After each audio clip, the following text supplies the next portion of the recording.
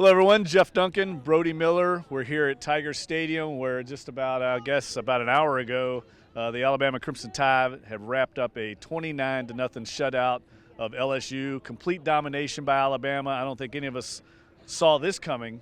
At least this thorough and authoritative victory for Alabama. How surprised were you at how thoroughly they dominated this game?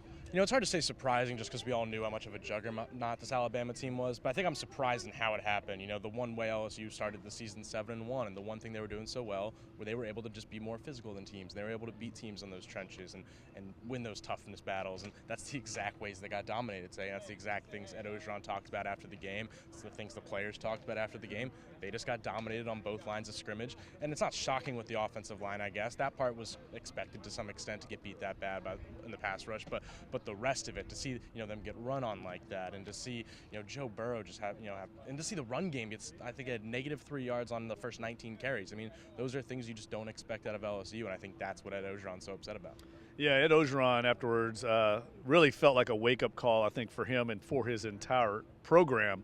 I think he felt like they were making progress. He mentioned like last year's game in Tuscaloosa. He felt like they were able to compete in the trenches with Alabama, and I think he thought maybe the program would take a step forward.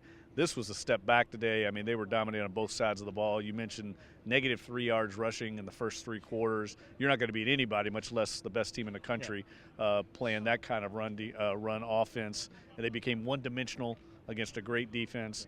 And I just felt like Alabama really took the crowd out of the game early.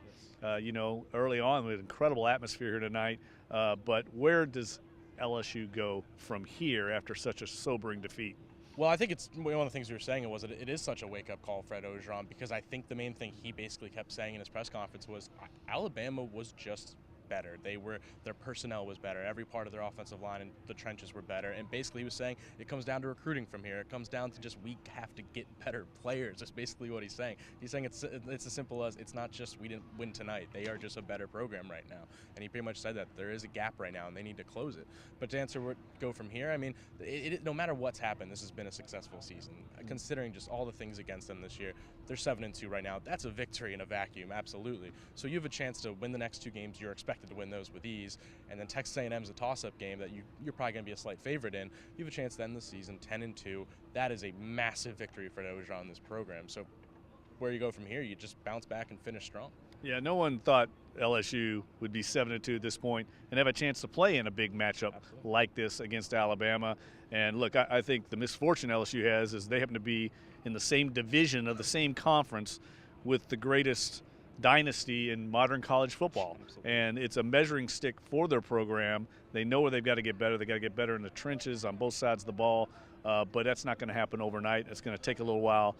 But I would say, like you said, Brody, there's a lot for this team still to play for. If they could run the table, and end up 10-2, they're looking at a New Year's Day bowl, maybe in New Orleans at the Sugar Bowl. We'll see. But I don't think this team is going away anytime soon. They've got too much talent. And they're still very young for what it's worth. Yeah, and I like the way they answered the questions in the locker room afterwards. Made no excuses. They know they just got their hats handed to them tonight. And a lot of teams are going to get their hats handed to them by this Alabama Crimson Tide team. For Brody Miller, Jeff Duncan, thanks for watching.